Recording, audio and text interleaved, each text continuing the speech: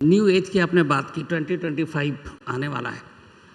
Film industry जिस तरीके से अब तक आप बात कर रही थी कि कुछ आप ऐसा करना चाहती हैं जो बाकी एक्ट्रेस ना करें, आप डिफरेंट करना चाहें, आपको लगता है 25 के बाद न्यू एज एक्ट्रेस जिस तरीके से बड़े बड़े स्टार आजकल फ्रेंचाइज फिल्में बन रही हैं एक से एक, मतलब लोग सीक्वल का इंतज़ार करते हैं, चाहे वो वॉर हो, पठान हो, बाहुबली हो, अभी पुष्पा है।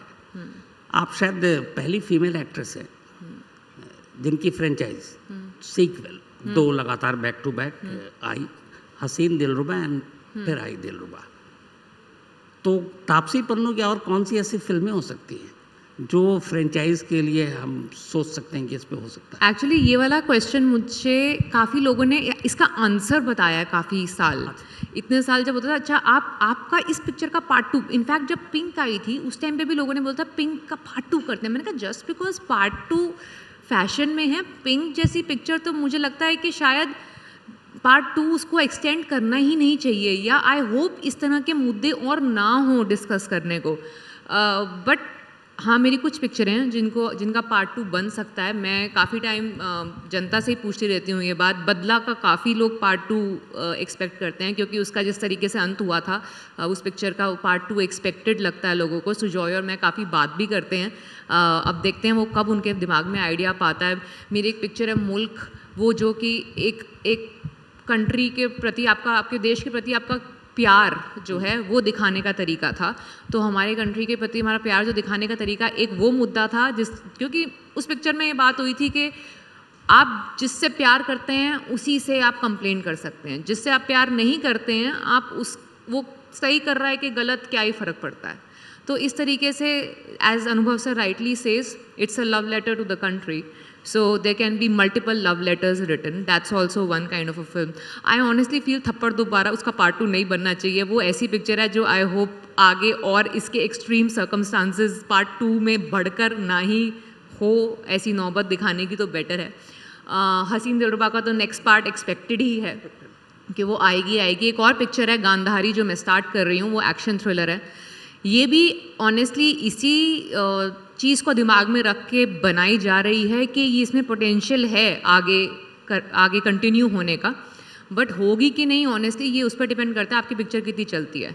आज मैं पीछे देख के अपनी पिक्चरों की लिस्ट देख के बोल सकती हूँ कि हाँ ये चली थी तो मैं इसका पार्ट 2 बना सकती हूँ, बट अगर वो नहीं चली होती तो नहीं बन पाता उसका पार्ट 2। तो अगर गांधारी चल जाती है तो डेफिनेटली पार्ट 2 एक्सपेक्ट कर सकते हैं। वैसे मैं सुझाव दूँ, जो पिंक का कोर्टरूम ड्रामा है वो एक अलग सब्जेक्ट था, लेकिन आप किसी भी सब्जेक्ट पर उठाकर एक कोर्टरूम ड्रामा क्रिएट करके उसकी फ्रेंचाइजी बन सकती है। बस अब मैं उस पर पेटेंट करा लेती हूँ। मेरे को लगता है वैसे भी मेरे करियर में जब भी मैं कोर्ट में घुसी हूँ वो पिक्चर काफ़ी अच्छी चल गई है तो मुझे लगता है मैं कोर्ट रूम स्पेशलिस्ट बन चुकी हूँ। वैसे कभी असली ज़िंदगी में कोर्टरूम जाने का मौका मिला? एक्चुअली नहीं, अभी तक ना ही मिले तो बेटर है हसीन दिलरुबा और फिर आई जो हसीन दिलरुबा, उसमें आपने जो पूरा रानी का कैरेक्टर प्ले किया, ऐसी कौन सी चीज़ है जो उसमें तो आपने किया लेकिन असली ज़िंदगी में आप नहीं करना चाहते हो? एक्चुअली वो पूरा किरदार से लेके उसकी कहानी जो है वो मेरे से इतनी विपरीत है रियल लाइफ से, और पर्सनालिटी जो मतलब मेरी पर्सनालिटी है और जो रानी की है, कि पता नहीं लोगों को may be effortlessness in the performance लगता है कि ये तो इसके लिए बहुत आसान है ना। मैं उसकी पर्सनालिटी से मेरी पर्सनालिटी मेल खाती है क्योंकि वो बहुत उसकी फेमिनिन पर्सनालिटी जो है वो बहुत हाइटेंड है, मेरी नहीं है इतनी। मेरी I feel is like that थोड़ा सा स्ट्रीट स्मार्टनेस जो है वो मेरी कभी कभी एंड्रोजिनस साइड पे चली जाती है। कभी कभी मतलब ऐसा नहीं लगता कि बस ये साड़ी में पहन के वो लचक के साथ सारे काम करवा लेगी अपने, वो मेरी खुद की पर्सनालिटी नहीं है ऐसी। वो रानी के लिए हमने काफ़ी यूज़ किया था। तो और जो उसका पंडित जी की किताबें पढ़ के इंस्पायर होने का जो बेंट ऑफ माइंड है, जो थोड़ा क्रिमिनल बेंट ऑफ माइंड है कि अगर कोई किसी से प्यार है तो किसी हद तक भी चले जाओ उसको अंजाम देने के लिए, वो मेरा नहीं है। मैं थोड़ी सी प्रैक्टिकल हूँ इस मामले में, जो मैं किसी प्यार में बह के इतनी एक्सट्रीम चीज़ें नहीं करूँगी लाइफ में। प्यार में बहकर आपने कहा, लेकिन एक MS धोनी याद आते हैं और फिर एक आपने इसी साल बड़ी खामोशी से शादी की। आजकल तो शादी पता नहीं कई दिनों तक चलती रहती है, लेकिन आपकी शादी के बारे में लोगों को पता तक नहीं चला। थोड़ा सा आपने और ना आपने कहीं इंस्टा पे अपनी तस्वीर भी डाली है, हाँ नहीं, मैंने प्रेस रिलीज नहीं दिया था अपनी शादी तो ये लव मैरिज थी, क्या था, थोड़ा आप बताएंगे, लोग जानना चाहेंगे। लव मैरिज थी कि पेरेंट्स ने डेनमार्क जाके माँ बाप से मिलके डिसाइड नहीं, ऑफ कोर्स अरेंज मैरिज नहीं थी, लव मैरिज थी। एक्चुअली लोगों को पता नहीं चला कुछ भी क्योंकि मैंने प्रेस रिलीज़ नहीं दी, और इनफैक्ट मेरी इस साल नहीं, मेरी पिछले साल शादी हो गई थी। 1 साल होने को है बहुत जल्द, हमने पेपर साइन कर लिए थे पिछले साल दिसंबर में। ये बात शायद अगर मैं आज नहीं बोलती तो किसी को पता भी नहीं चलती। और हमने चाहा था कि जो पर्सनल लाइफ है वो हमारी पर्सनल ही रहे।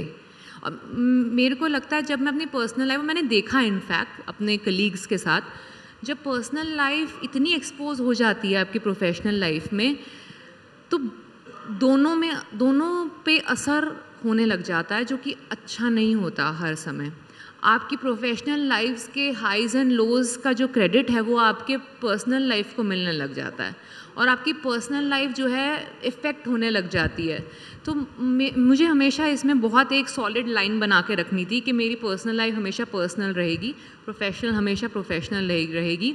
मैंने कभी भी छुपाने की कोशिश नहीं करी है। मैं 2013 से जानती हूँ मैथियस को, और हाँ, हमने मिलते सारी we started dating each other. So अभी तो क्या चल रहा है, 11 साल हो गए हैं, तो मुझे कभी छुपाने की बात नहीं है। बट मुझे ऐसे PDA या फिर सब कुछ अनाउंस करके करने में पर्सनल लाइफ में सही नहीं लगता। पिक्चरें आती है तो अनाउंस करती हूँ, रिलीज़ होती है तो अनाउंस करती हूँ। शादी की अनाउंसमेंट का प्रेस रिलीज़ देना मैंने ज़रूरी नहीं समझा। पति को अनाउंस नहीं करती है? हाँ, पति को अनाउंस करने की ज़रूरत नहीं है।